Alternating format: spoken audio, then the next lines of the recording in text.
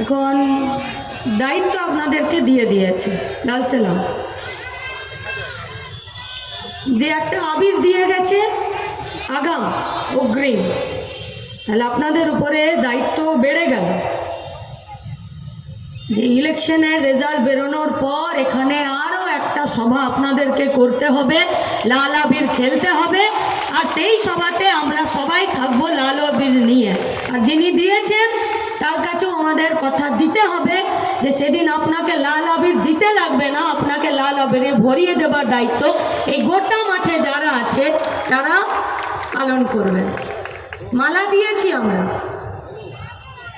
আর comrade Bikash Ranjan Bhattacharya, সৃজন, সুদীপ দা, যতটা আমি শুনেছি তারা বললেন যেসব নাম ফাম কেটে দিবে, ভয় দেখাবে, লুটপাট করবে, দুর্নীতি করবে, তো যার ছবিতে মালা দিয়েছি उन्हीं का बात है कि खुद के दम पे तो जिंदगी जिया जाता है, दूसरों के सहारे तो जनाजे जाया करता है। তো যদি বাঁচতে হয় তো নিজেদের দমেই বাঁচতে হবে, ছাতাটা এসে কেউ ধরে দেবে না। গতবার লোকসভা নির্বাচনের আগে এখানেই একটা সভা হয়েছিল, আর বহু দূর পর্যন্ত মাইক দেওয়া ছিল। আর আজকের যিনি এমপি, নাম মিমি চক্রবর্তী, তিনি এই সভা থেকেই বলেছিলেন, এই মাঠের সভা থেকেই বলেছিলেন চিৎকার করে কি যাদবপুর কি মনে করছে মিমি পারবে তো। আর যাদবপুরের এই মাঠের সভা থেকেই সেদিনকে যারা উপস্থিত হয়েছিলেন যাদবপুরের, তারা বলেছিলেন পারবে। উনি বলেছিলেন যে শুনতে পাচ্ছি না, আরো চিৎকার করে বলেছিলেন যে মিমি পারবে। আজকে আমরা প্রশ্ন করতে চাইছি যাদবপুরকে, মিমি পারলো কি? পারতে গেলে বুকের ধক লাগে আর কোমরে জোর লাগে, সেলফি তুলে কখনো দেশ চালানো যায় না। अरे जिन लोगों को हिमानी लिपस्टिक और पाउडर से फुर्सत नहीं मिलता उसको क्या पता चलेगा कि डियर लॉटरी कालीघाटे को টাকা দিয়েছে। একা অনুব্রতর বেটি ডিয়ার লটারিতে টাকা পেয়েছে নাকি? না। আরে সেলফি তুলে বোঝা যায় না। কয়লাতে মাল কামিয়ে ঝেড়ে এসকেলেটর বসাতে গেলে কত কমিশন দিতে হয়, তার জন্য পার্লামেন্টে গ্যাট মেরে বসে থাকতে হয়, তার জন্য পার্লামেন্টে আর্গুমেন্ট করতে হয়। আমার বদন দেখতে সুন্দর বলে আমাকে পার্লামেন্টে পাঠায় না, যাদবপুরে খেটে খাওয়া মেহনতি মানুষের জন্য লড়তে যাদবপুর থেকে পার্লামেন্টে পাঠানো হয়। কি করলো পার্লামেন্ট? বিজেপির গভর্নমেন্ট, মোদী শুধুমাত্র ফিরে তৃতীয়বারের জন্য সরকার তৈরি করার জন্য হচ্ছে না, তার জন্য হাঁটেনি, হাঁটছে ফ্যাসিবাদ কায়েম করার জন্য। কেন হাঁটছে? কেন এত টাকার প্রয়োজন? কেন? কারণ দুদিনে 15টা বিল পাস করাতে হবে, তার জন্য। কোন সময়? যে সময় 2020-এর কৃষি আইনটার বিরুদ্ধে যখন গোটা পার্লামেন্টে আলোচনা চেয়ে সেখানটাকে বয়কট করে বলছে যে যদি এই কৃষি আইনটা চলে আসে তাহলে গোটা দেশের মানুষ খেতে পাবে না। কেন? কারণ उसका दोस्त, उसका बाप अंबानी আদানি নিজেদের গোডাউন বানিয়ে নিয়েছে কৃষকের কাছ থেকে ফসল কিনে নিজেদের গোডাউনে রাখার জন্য। মাত্র 2 দিনে 15টা বিল পাস করে নিয়েছে। পেগাসাসে আপনি কার সাথে কি কথা বলবেন, কি বার্তালাপ করবেন, তার জন্য যখন চর্চা চলছে, 6 মিনিটে 18টা বিল পাস হয়েছে। কাকে বলবো? সন্দেশখালীতে কাকে বলবো? যে বস্তি এলাকাগুলোতে মানুষ দুবেলা খাবারের জন্য কুকুরের সঙ্গে মারামারি করছে ডাস্টবিনের ধারে, নাকি আজ সকালে যেখানে সাইরা শাহ হালিমের সঙ্গে যে পদ্মপুকুর, যে পেয়ারা বাগানের বস্তিগুলোতে ছিলাম, একটা 1.5 ফুটের রাস্তা নেই, একটা দুটো দেওয়ালের মাঝখানে নিজের শরীরটাকে ত্যাগছা করে ঢুকে দিতে হয়, সেখানে বলতে তো হবে যাদবপুরে। অন্তত পক্ষে এই যাদবপুরের চেতনায়, জ্ঞানে, মানে, শিক্ষায়, দীক্ষায় উন্নত যে মানুষ, তার কাছে বলতে চাইছি, কি এমন সরকার চলছে যে পার মিনিটে 3টে করে বিল পাস করে নিতে হচ্ছে? किसर बिल? अरे वो बिल वहाँ पर ना तो मेहनत कसका घर का लड़का बच्चे को लिखाई पढ़ाई का कोई हक है, ना तो पेट भर के खाने का कोई हक है, और ना तो বাচ্চা জন্ম দিতে গিয়ে মা যদি মরে যায় তার আগে তাকে বাঁচিয়ে রাখার জন্য তার ট্রিটমেন্টের কোনো ব্যবস্থা আছে। সেই বিলগুলোতে কিচ্ছু নেই। কি চাইছে পার্লামেন্টে করতে ওরা? জমি থেকে শিক্ষা, শিক্ষা থেকে স্বাস্থ্য, স্বাস্থ্য থেকে নিজের কাজ, নিজের কাজ থেকে নিজের পেটের ভাত সবটাকে কেড়ে নিতে চাইছে। তাই পার্লামেন্টে লাল ঝান্ডাকে থাকতে দেওয়া যাবে না। কেন? আরে লাল গুলো জাল ওষুধ তৈরি করছে, জাল। যে ওষুধগুলো ভারতবর্ষের বাইরের দেশগুলোতে বাতিল করে দিয়েছে, বলছে ওই ওষুধ খাওয়ানো যাবে না বাচ্চাগুলোকে, ওই ওষুধ খাওয়ানো যাবে না পোয়াতি মেয়েগুলোকে, ওই ওষুধ খাওয়ানো যাবে না প্রেসার বা হার্টের আর এই যে কিডনির রোগ, সেই কিডনির রোগীদেরকে। আর সেই ওষুধগুলোর কোম্পানিতে 3 বার নোটিশ দেওয়ার পরেও সুপারি কিলার মোদি ওখান থেকে ইলেকট্রাল বন্ডের টাকা নিয়ে আর নিজের মুখে वो नोट ठूस कर रखे हैं, क्योंकि पार्लियामेंट में बोलने वाला लाल झंडा नहीं है। इसलिए आप लोगों को निर्णय लेना पड़ेगा कि सीजन माने सीजन नয়, सीजन माने लाल झंडार একটা সৈনিক যে পার্লামেন্টের বুকে এদের বলতি বন্ধ করে আসবে। তাই দুটো মাস আছে, বুথে বুথে বুথে লড়াই হবে, ভোটের লড়াই বুথে, বুথের বাইরে লড়াই হবে না। पूछिए ना सवाल मिमी चक्रवर्ती से। 2 দিনের সে তৃণমূলের ভাইরা প্রচুর খাটালি করেছে, এখানে চারিদিকে ঝান্ডা বেঁধেছে আর পোলে পোলে হোর্ডিং বেঁধেছে। যদি সাহস আছে ভাই, তোমরা আমাদের সঙ্গেই পাড়াতেই বড় হয়েছো, জন্ম নিয়েছো, একসঙ্গে আড্ডা দিয়েছো, পুজোতে জামা কাপড় পরেছো, কখনো তোমরা আমাদেরকে ঝাড়ি মেরেছো, কখনো আমরা তোমাদেরকে ঝাড়ি মেরেছি। বুকে যদি দম থাকে সাহস নিয়ে বলো তো যে ঝান্ডাগুলো টাঙাচ্ছ সেগুলো চুরি টাকার ঝান্ডা নয় তো? যে নেতাদের পিছনে দৌড়াচ্ছ সেই নেতারা এনটিআর লটারি থেকে শুরু করে ইলেকট্রাল বন্ডের নামে টাকাগুলো তুলে নিয়ে গিয়ে আর মামার সাথে সেটিং করে ভাইপোকে বাঁচানোর জন্য বেরিয়ে চলে আসছে না তো মিডিয়াকে বাদ দিয়ে। এ তো কপালে রক্ত বেরোলেও রক্ত মোছে না, কিন্তু মোদির সঙ্গে মিটিং হলে গোপন ঘরে, সেখানে মিডিয়ার নো অ্যালাউ। আরে আপনি কাকে দেখবেন? বিজেপি যে স্বৈরাচারী শাসন ক্ষমতা তৈরি করতে চাইছে, ওর পেয়াদারা গরুর দুধে সোনা খুঁজছে, আর যিনি দাদার হাত ছেড়ে বেরোতে পারছেন না তারা ধোঁয়াতে কারখানা খুঁজছে, ধোঁয়াতে কারখানা খুঁজছে। রাজনীতির বিরাজনীতিকরণ নয় এটা। সৃজন মূল্য 25 কোটি টাকা পায়। अरे आपका गाड़ी का पेट्रोल से लेकर आपका गाड़ी के माथा पर जो लाल या ब्लू वाला लाइट चलता है उसका पैसा भी जे माँ এখন অন্যের বাড়িতে রান্না করে 30 টাকা রিক্সা ভাড়া দিয়ে এসে আমাদেরকে এখানে সাউন্ড দিয়ে গেল, তার ট্যাক্সের টাকাতে তোমার তো ফুটানি, সেই ফুটানিতে তুমি বলতে পারো কি হবে? কারা যাবে পার্লামেন্টে? কি হবে কলকাতা? কি হবে যাদবপুরে? মধ্যবিত্ত অংশের মানুষেরা যারা আছেন, করোনার আগে এই কলকাতার বুকে 6000 বাস ছিল, 6000। করোনার পর নোটিশ এলো, করোনার আগেই নোটিশটা এলো, বলো 15 বছরের বেশি যে বাসগুলোর বয়স হয়ে গেছে সেই বাসগুলোকে বসিয়ে দিতে হবে। করোনাতে বাস, ট্রাক, ট্রাম কিছুই চললো না। চাকা থেকে শুরু করে ইঞ্জিন, ইঞ্জিন থেকে শুরু করে পাতি, পাতি থেকে শুরু করে মোবিলটা পর্যন্ত সবটা নষ্ট হতে থাকলো। যে বাসটা 15 বছরের পুরনো হয়ে গেল বলে আপনি ক্যান্সেল করতে একটা নোটিশ পাঠিয়ে দিলেন পরিবহন মন্ত্রী, তিনি কি একবারও জিজ্ঞেস করতে চাইলেন যে বাসে যে খালাসি কন্ডাক্টর আর যে বাসের ড্রাইভার আছে আর যিনি এজেন্টের কাছে বসে নিয়ে সেই বাসটাকে ছাড়েন, আর পরের যে চেকিংটা আছে সেখানে যিনি এজেন্ট আছেন সেই বাসটাকে সঠিক সময়ে লেট করলো কি করলো না সেটা যিনি দেখেন, আর যে বাসের মালিক আছে যে বাসটা দাঁড়িয়ে থাকলো গোটা করোনাতে 2 বছর 2.5 বছর, সেই বাসটা আজ বেচে দিলে 25 লাখ টাকা পাওয়া যাবে? পাওয়া যাবে না।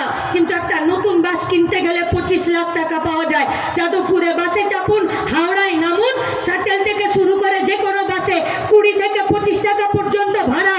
কিন্তু আজকে যে 6000 বাসের জায়গা ছিল সেই 3000 বাসকে বসিয়ে দিলেন।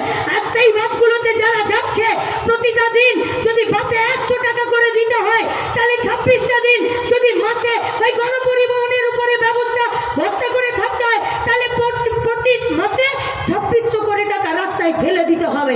পাগলা খাবি কি ঝাঁঝে মরে যাবে? কি হবে?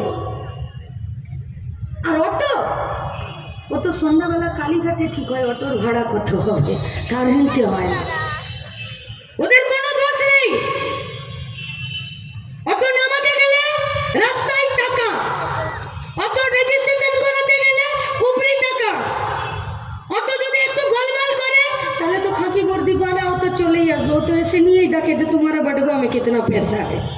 এর বাইরে কোনো নেই। কি হবে?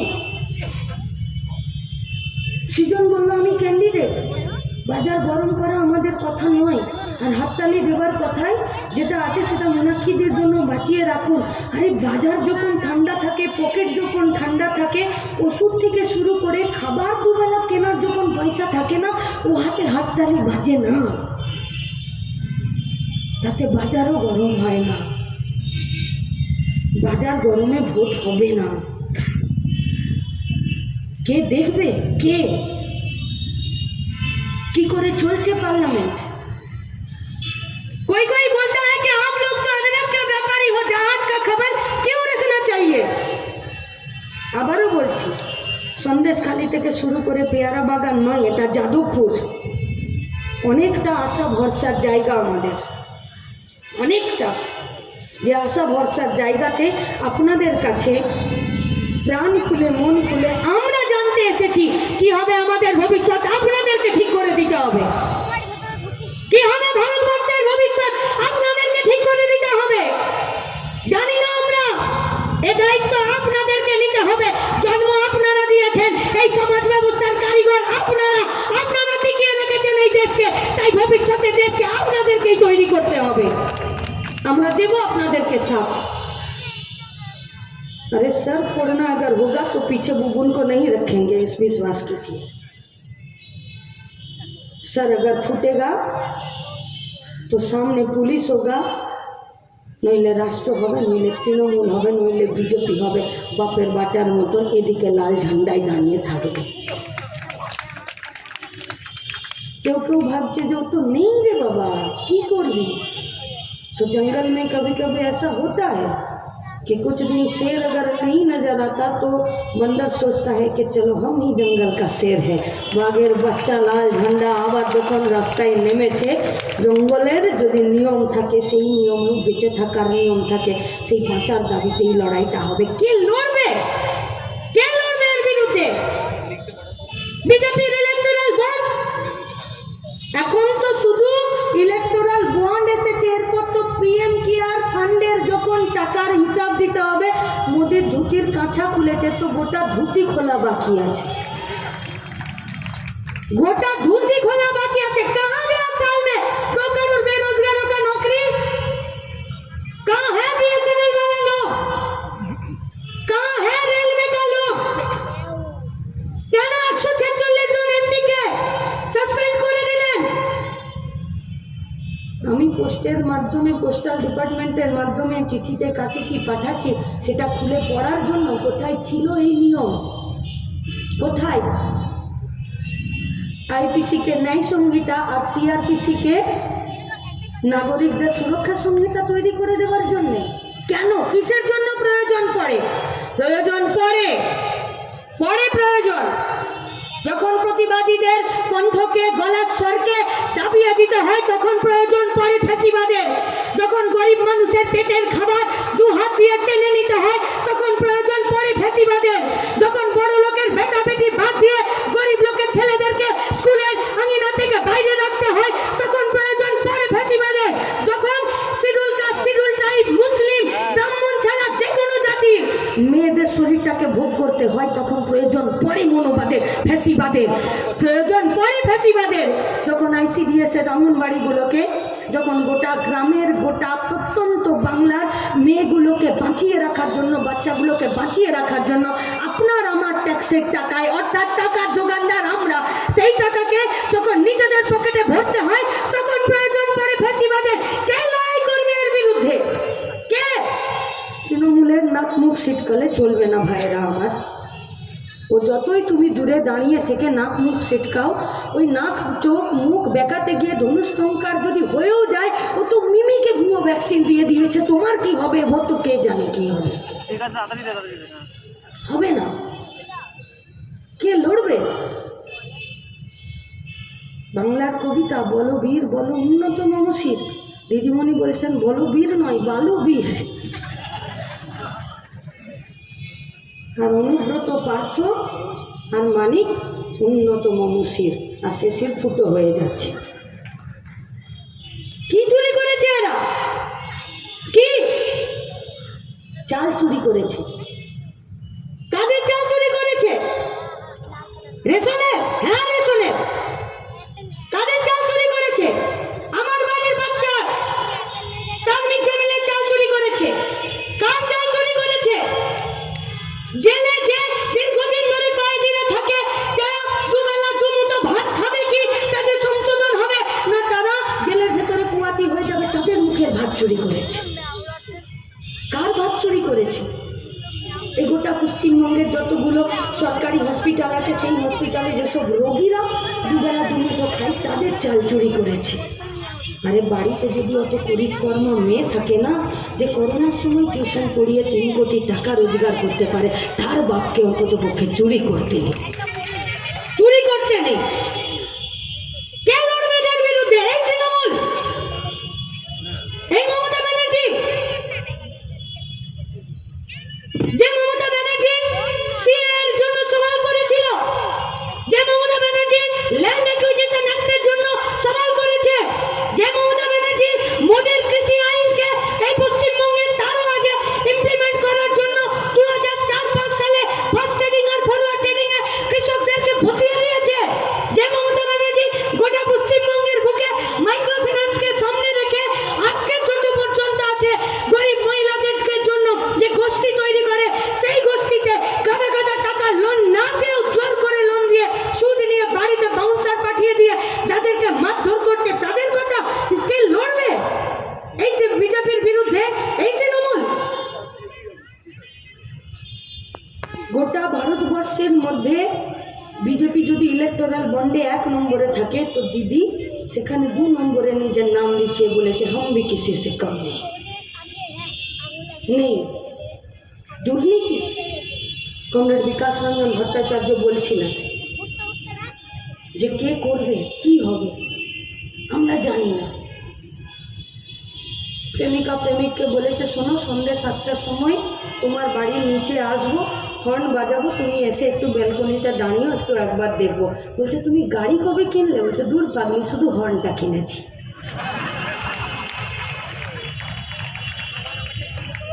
নেই, ছোট কোম্পানি বাঁচতে পারছে না কেন? আরে পীড়িত আদানির সঙ্গে শুধু মোদির নেই, দিদির পীড়িত তো খুব ঘনিষ্ঠ, ঘন তরহল, খুব ঘন। ছোট কোম্পানি চলছে না। জিজ্ঞেস করুন পাড়ার মোড়ে যারা ফাস্টফুড বিক্রি করছে, যারা কাপড়ের দোকান দিয়েছে, যারা সবজি মার্কেটে বসে আছে, যারা প্রত্যেক দিনের কাঁচা আনাজ বিক্রি করে দিচ্ছে, যারা প্রত্যেক দিন রাতের রুটি তৈরি করে দিচ্ছে, মলগুলোতে যে ছেলে মেয়েগুলো দাঁড়িয়ে কাজ করছে, সংসার চলছে না। বলছে স্যার আমার বেতন বাড়িয়ে দিন।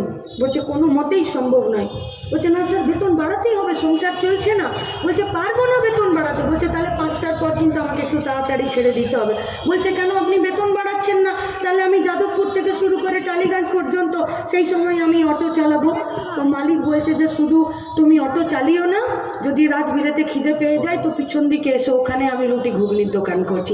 মালিকেরও যাই অবস্থা, সার্ভেন্টেরও তাই অবস্থা। কেউ বাঁচতে পারবে না, কেউ না, কেউ পারবে না বাঁচতে। বাঁচতে গেলে পলিসি দরকার, বাঁচতে গেলে নীতি দরকার। আর সেই নেই নীতিকে, সেই পলিসিকে রাস্তায় দাঁড় করিয়ে তার জন্য চিৎকার করে মানুষকে সংঘবদ্ধ করা প্রয়োজন। তার জন্য লক্ষ্মীর ভান্ডারের নামে প্রত্যেকটা মানুষকে ভাতার অনুদানের নামে ভয় দেখিয়ে নয়, না ভাতার বিরোধিতার কথার কোনো কথা হচ্ছে না। কিন্তু আমরা বলতে চাইছি पॉलिसी কোথায়? अरे नियत से पता चलता है कौन सा सरकार कौन सा काम करेगा। नियत से पता चलता है কোন নিয়তে সরকার চলছে, কোন পলিসিতে সরকার চলছে, জিজ্ঞেস করতে হবে না? হতে পারে আদার দোকানদার, কিন্তু জাহাজের খোঁজ না রাখলে সে আদা আসবেও না, সে আদা বিকবেও না।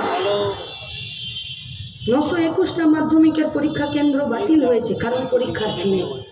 इतना साइकिल तो मिला है लेकिन 4 लाख पिछले साल तक और इस साल 30,000 फिर से माध्यमिक परीक्षार्थी আবার পরীক্ষা দিল না, ড্রপ আউট হয়ে গেল। তাহলে এত সাইকেল, এত ট্যাব, এত মোবাইল, এত কন্যাশ্রীর টাকাতে যদি শিক্ষার প্রতি আগ্রহ না বাড়ে, তার মানে সরকারি শিক্ষাকে জলাঞ্জলি দিয়ে কবরে পরিণত করে দেবার জন্য গোটা পশ্চিমবঙ্গে দুর্নীতির আঁতুর ঘর আর চাকরি বিক্রি করার ঢেকুর তুলে দিয়ে যারা তৃণমূল বিজেপিতে একসাথে কথা বলছে তাদের বিরুদ্ধে রুখে দাঁড়ানোটা একমাত্র কাজ। नियत से पता चलता है कि सरकार क्या चाहती है, क्या चाहती है। 8,000 स्कूल बंद करके 21,000 दारू का दुकान खोलना चाहती है। ये है इस सरकार का मॉडल, এইটাই সরকারের পলিসি, এইটাই সরকারের নীতি। বামপন্থীরা কি করে, বামপন্থীরা কিসের লড়াই করে? হ্যাঁ, যে এলাকাতে থাকি সেই এলাকাতে ডিবিসিতে একটি ছেলে কাজ করতে গিয়ে পুড়ে মরে গেল। কি কাজ করে? কন্ট্রাকচুয়াল কাজ করে। কত বেতন পায়? 60,000 টাকা বেতন পায়। রাজ্যসভার এমপি বিকাশ রঞ্জন ভট্টাচার্য আছে, সুপ্রিম কোর্ট কি ভার্ডিক্ট দিয়েছে যে কন্ট্রাকচুয়ালে নিয়োগ করা যাবে না, কারণ কন্ট্রাকচুয়ালে তুমি যা টাকা দাও সেটা তার শ্রমের দাম নয়। তুমি যদি কন্ট্রাকচুয়ালে ছেলেপুলেদেরকে খাটাও সেটা বেকার খাটানো, সেটা বেআইনি। অথচ দেখুন পশ্চিমবঙ্গে মমতা ব্যানার্জি লাস্ট 10 বছরে 2 লাখের বেশি কন্ট্রাকচুয়াল নিয়োগ করার পর এখনো পর্যন্ত দরাজ হস্তে দিলদরিয়া করে বলছে ফিরে আমি এন্টার নিয়োগ করে ছাড়বো। সৃজনও থাকবে, লাল ঝান্ডাও থাকবে, মঞ্চের লোকেরা থাকবে, মঞ্চের নিচের লোকেরাও থাকবে, তৃণমূল তোমরাও থাকে, বিজেপি তোমরাও থাকবে। নিয়োগ করে দেখিও ইন্টার্ন বাপের বেটা কারা রাস্তায় আছে, আমরাও দেখে নেব, দেখে নেবো আমরা। চলবে না বেআইনি। গরিব মানুষের পেটে পা দিয়ে তার টুটিটা 2 হাত দিয়ে টিপে দেবার জন্য তৃণমূল বিজেপি যে একসাথে কাজ করছে তার বিরুদ্ধে রুখে দাঁড়ানোর লড়াই এটা। লোকসভার ভোট দেশ বিক্রি হবে না দেশ বাঁচানো হবে? লোকসভার ভোট গোটা দেশটা সামনের দিকে এগোবে না পিছনের দিকে চলে যাবে? তাই ঠিক করতে হবে আপনাদেরকে। বামপন্থীরা পার্লামেন্টে থাকলে ক্লাস 8 পর্যন্ত শিক্ষার অধিকারকে মৌলিক অধিকারের স্বীকৃতি দেওয়া হয়। বামপন্থীরা পার্লামেন্টে থাকলে, ডিসিশন মেকিং এর জায়গায় থাকলে, শহর থেকে গ্রামে 200 দিন কাজের পর্যন্ত গ্যারেন্টি অ্যাড করার জন্য সেখানে বিল পেশ করতে বাধ্য করে। বামপন্থীরা পার্লামেন্টে থাকলে মিড ডে মিল হয়। বামপন্থীরা পার্লামেন্টে থাকলে বাচ্চার, মায়ের, গ্রামের স্বাস্থ্য, জাতীয় স্বাস্থ্যের পরিকল্পনার যে কমিশনগুলো আছে সেগুলো চলে। বামপন্থীরা পার্লামেন্টে থাকলে জল জমির অধিকার জন্য নিজেরা মাথা উঁচু করে বাঁচতে পারে। বামপন্থীরা পার্লামেন্টে থাকলে তুমি কত চুরি করলে, তুমি কত খেলে, তুমি কত বমি করলে তার হিসাব আরটিআই এর মাধ্যমে পাওয়া যায়। বামপন্থীরা যদি পার্লামেন্টে না থাকে, লাল ঝান্ডা যদি পার্লামেন্টে না থাকে, তাহলে মিমি নুসরত দেব যাবে, যদি ওদিকে শুটিং পড়ে একবার সংসদ ঘুরে আসবে আর সেলফি তুলে চলে আসবে, যাদবপুরে বলবে মিমি পারলো। ব্যক্তিগতভাবে ওনার সঙ্গে আমার বা আমাদের কোনো বিরোধিতা নেই, কোনো বিরোধিতা নেই। কিন্তু যে রাজনীতি, যে পলিসিতে দেশ চলবে, সেই রাজনীতিকে যদি আপনি আপনার দলের পলিসি অনুযায়ী প্রতিটা দিন গরিব মানুষের বিরুদ্ধে পরিচালনা করতে চলেন, তাহলে আপনাদের বিরুদ্ধে, আপনাদের সামনে যে সব থেকে পাহাড়ের মতন বিরোধিতার জায়গায় যাকে দেখতে পাবেন, তারা হলো লাল ঝান্ডা। আর সেই লাল ঝান্ডাই রয়েছে রাস্তাতে, ময়দানে, সেই পার্লামেন্টে। লাল ঝান্ডাকে পাঠাতে হবে। লাল ঝান্ডাকে পাঠানো মানে সৃজনকে পাঠানো, সৃজনকে পাঠানো মানে লাল ঝান্ডার একজনকে, সৈনিককে পাঠানো। তাই সিদ্ধান্ত আপনাদেরকে নিতে হবে, কি চান আপনারা। যদি চান इस देश को जिताना तो तृणमूल और बीजेपी को हराना पड़ेगा। अगर चाहते हैं कि যাদবপুর জিতে যাক, তাহলে সৃজনকে জেতাতে হবে। আর যাদবপুর যদি জেতে তাহলে এই দেশ জিতবে। আর যাদবপুর যদি জেতে তাহলে আমরাও মাথা উঁচু করে বাঁচতে পারবো। তাই যিনি আবির দিলেন আর যে মা 30 টাকা রিক্সা ভাড়া দিয়ে এসে বলেছেন যে আমরা আপনাদের সাথে আছি, আমরা আপনাদেরকে কথা দিচ্ছি, লড়াইয়ের মাটি থেকে 1 ইঞ্চি ফিরে আসার তো কোনো জায়গা নেই, বরং লড়াইয়ের মাটিতে হাত যদি হাতের উপর পড়ে, সেই হাত 2.5 কিলো का ना हुआ तो क्या हुआ, লাল ঝান্ডা ধরার হাত তো অবশ্যই হবে। যে হাত আগামী দিনে গোটা দেশের ভবিষ্যৎকে সুরক্ষিত করবে। সেই ভবিষ্যৎকে সুরক্ষিত করার জন্য আপনাদের কাছে আমাদের আবেদন, 2 মাস, লক্ষ্য একটাই, আপনার পাড়া, আপনার পরিবার, আপনার বুথ। শুরু করেছিলাম যে কথা দিয়ে, যে দায়িত্ব যখন নিয়েছেন সে দায়িত্ব পালন করেই এবারের লোকসভা নির্বাচনের ফল ঘোষণার পরে এই মাঠে ফিরে আরও একবার সমাবেশ হবে, যে সমাবেশে লাল আবির সৃজনের মাথায় এবং আপনাদের মাথায় সবাই থাকবে। আর সেই দিনের জন্য বুথ কামড়ে পাড়াতে, আত্মীয় স্বজন পরিবারে যে কাজ আছে, সেই কাজে আমি, আপনি, আমরা প্রত্যেকে সামিল থাকবো। ইনকালাব জিন্দাবাদ।